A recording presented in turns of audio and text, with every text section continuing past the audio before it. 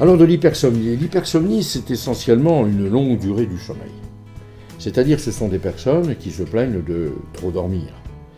Alors dans ce trop dormir, il faut essayer de décortiquer un ensemble de symptômes différents.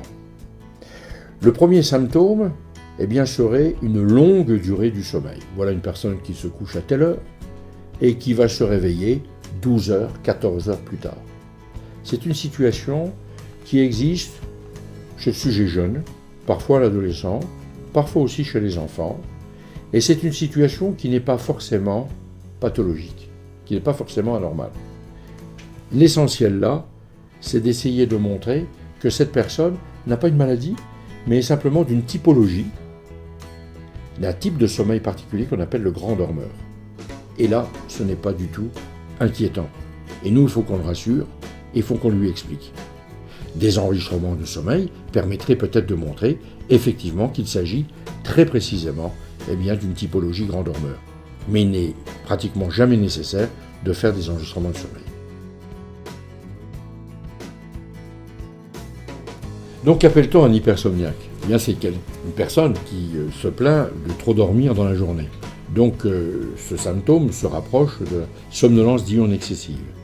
Voilà des personnes qui luttent presque constamment toute la journée contre le besoin de sommeil. Ils vont trouver toutes les astuces possibles et imaginables pour pouvoir ne pas dormir. Et lorsqu'ils sont tranquilles, lorsqu'on ne les observe pas, ils vont peut-être trouver un endroit pour aller essayer de se reposer. L'hypersomniaque est quelqu'un qui a peur de dire devant les autres qu'il dort de trop. C'est un symptôme qui est souvent minimisé, qui est souvent négligé, qui est un symptôme qui est souvent banalisé.